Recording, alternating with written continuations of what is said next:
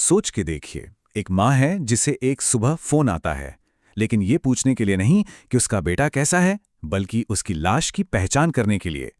आज हम महाश्वेता देवी के एक ऐसे ही दिल को झकझोर देने वाले उपन्यास 1084 माँ की कहानी को समझने वाले हैं, जो हमें 1974 के उथल-पुथल भरे भारत में वापस ले जाती है।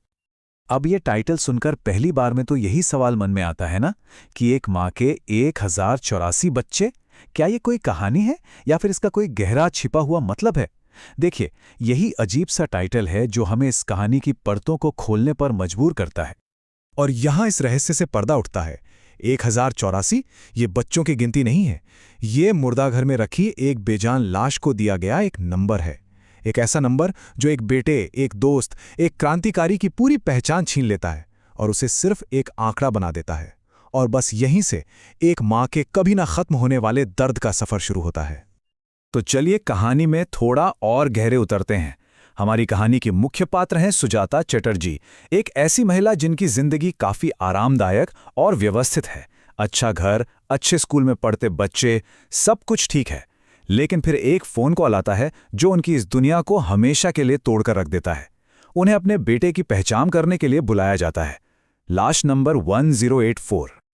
पता है, इस कहानी को कहने का तरीका भी बहुत अलग है। पूरी कहानी सिर्फ एक दिन में होती है, सुजाता के बेटे ब्रिति की मौत की दूसरी बरसी के दिन। लेकिन ये कोई आम दिन नहीं है, ये आज के दर्द और गुजरे हुए कल की यादों के बीच एक लगातार सफर है। असल में ये एक दिन सुजाता के लिए उस बेटे को फिर से खोजने का मिशन बन जाता है, जिसे वो सोचती थी कि वो अच्छी तरह जानती है। एक तरफ बेटे की मौत का पहाड़ टूटता है और दूसरी तरफ सुजाता के अपने ही घर में एक और लड़ाई शुरू हो जाती है। ये लड़ाई है एक माँ के दुख और परिवार की झूठी इज्जत के बीच। और इस लड़ाई में सामने हैं उनके पति दिव्यनाथ, जिन्हें अपने बेटे की मौत से ज्यादा इस बात की फिक्र है कि समाज में उनकी इमेज का क्या होगा। और यहां माँ और बाप की सोच में जो जमीन आसमान का फर्क है, वो साफ दिखाई देता है। एक तरफ सुजाता है जो अपने बेटे के जाने के गम में पूरी तरह से टूट चुकी हैं और बस ये समझना चाहती हैं कि आखिर उनका बेटा था कैसा। और दूसरी तरफ हैं उनके पति दिव्यनाथ, जिन्हें सिर्फ इस बात की फिक्र है कि भाई समाज क्या सोचेगा। उन्होंने तो किसी को लाश देखने तक से मना कर दिया और घर से ब्रति की हर याद मिटाने में लग गए। ये एक ऐसी बात थी जिसने सुजाता को अंदर तक हिला दिया। उस पल उन्हें एहसास हुआ कि उनके पति के लिए उनका बेटा एक इंसान से ज्यादा एक शर्मिंदगी का कारण बन चुका था। उन्हें इस बात की ज्यादा चिंता थी कि लोग क्या कहेंगे, न कि इस बात की कि उनका अपना बेटा अब इस दुनिया में नहीं रहा। यहीं से सुजाता को अपने आसपास के रिश्तों का खोखलापन नजर आने लगता है। अब जब अपने ही घर में वो अकेली पड़ जाती हैं, तो सुजाता एक मिशन पर निकलती हैं। ये मिशन है उस बेटे को समझने का जिसे उन्होंने जन्म दिया, पाला पोसा, पर शायद कभी सच में जाना ही नहीं। वो उस सच को खोजना चाहती थीं जो उनके बेटे की जिंदगी और उसकी बेरहमी से हुई मौत के पीछे छिपा था। तो सवाल उठता है कि आखिर ये ब्रह्मति था कौन, जिसके लिए एक माँ सब कुछ दांव पर लगाने को तैयार थी? वो घर का सबसे छोटा, सबसे लाडला बेटा था, बहुत ही सेंसिटिव, दयालु और अपने आदर्शों पर चलने वाला। वो अपनी माँ सुजाता के बहुत करीब था, लेकिन उसे अपने परिवार के दिखावे और खोखलेपन से सख्त नफरत थी। सुजाता की ये खोज उन्हें उन लोगों तक ले जाती है जो असली ब्रिति को जानते थे। वो ब्रिति जो घर की चार दीवारी के बाहर एक अलग ही इंसान था। उनकी पहली मुलाकात होती है ब्रिति के एक मारे गए साथी सोमू की मां से, और वहीं जाकर सुजाता पहली बार उस भयानक गरीबी और नाइंसाफी को अपनी आंखों से देखती हैं, जिसके खिलाफ उनका बेटा अपनी जान की बाजी लगाकर लड़ रहा था। लेकिन इस पूरी पहेली का जो सबसे अहम हिस्सा था, वो अभी मिलना बाकी था। और वो हिस्सा थी नंदिनी, ब्रिति की प्रेमिका और उसकी साथी एक्टिविस्ट। नंदिनी ही वो चाबी थी जो ब्रिति की छिपी हुई दुनिया और उसके मजबूत इरादों के दरवाजे खोल सकती थी। और नंदिनी से मिलने के बाद सुजाता की ये तलाश एक बिल्कुल नए मोड़ पर पहुंचती है। उनका जो पर्सनल दुख था, वो अब सिर्फ एक माँ का दुख नहीं रहता, बल्कि ये एक गहरी राजनीतिक समझ में बदलने लगता है। अब वो सिर्फ अपने बेटे की मौत का मातम नहीं मना रही, बल्कि उस पूरे सिस्टम को समझने लगती हैं जिसने उसकी जान ले ली। अब इस बात को पूरी तरह समझने के लिए हमें 1970 के दशक के बंगाल के माहौल को जानना होगा। वो नक्सलवादी आंदोलन का दौर था।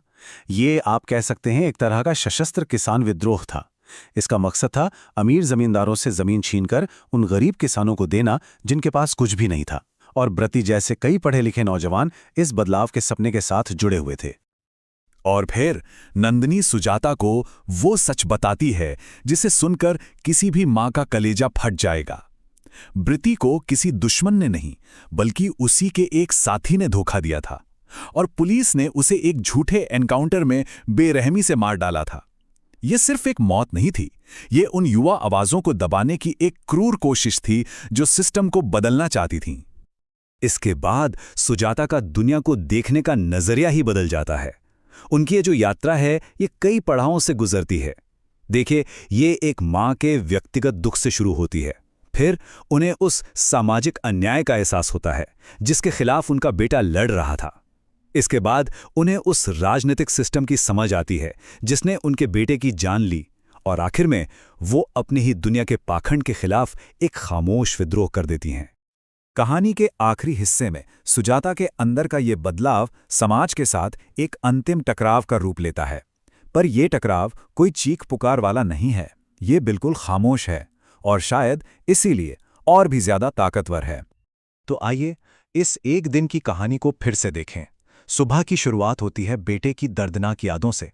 दोपहर तक सुजाता उस कड़वे सच का सामना करती हैं जिसके बारे में वो कुछ नहीं जानती थी, और शाम को वो अपनी बेटी तूली की सगाई की पार्टी में एक ऐसी औरत बनकर पहुंचती हैं जो अब कभी पहले जैसी नहीं हो सकती। उस पार्टी में जहां चारों तरफ हंसी मजाक, दिखावा और परिवार की झूठी शान का शोर है, सुजाता चुपचाप खड़ी रहती हैं। उनकी ये खामोशी, यही उनका सबसे बड़ा विद्रोह है, उनका सबसे बड़ा विरोध। वो शारीरिक और मानसिक दोनों तरह से टूट जाती हैं, क्योंकि अब वो उस पाखंडी दुनिया में एक पल भी और सांस नहीं ले सकती जिसे उनके बेटे ने ठुकरा दिया था। और आखिर में सुजाता उस दुखद सच्चाई को स्वीकार कर लेती हैं जो इस उपन्यास का दिल है। वो महसूस करती हैं, मैंने अपने बेटे को तब कभी नहीं जाना जब वो जिंदा था, मैंने उसे उसकी मौत के बाद ही जानना शुरू किया है। और ये उपन्यास हमें इसी गहरे और परेशान करने वाले सवाल के साथ अकेला छोड़ देता है। क्या वाकई किसी को पूरी तरह समझने के लिए, उसके विचारों, उसके सपनों को जानने के लिए उसे हमेशा के लिए खो देना जरूरी है? ये एक ऐसी त्रासदी है जो सिर्फ सुजाता की नहीं, बल्कि शायद हम में से कई लोगों की है, और ये हमें अपने रिश्तों के बारे में बहुत गहराई से सोचने पर मजबूर करती है।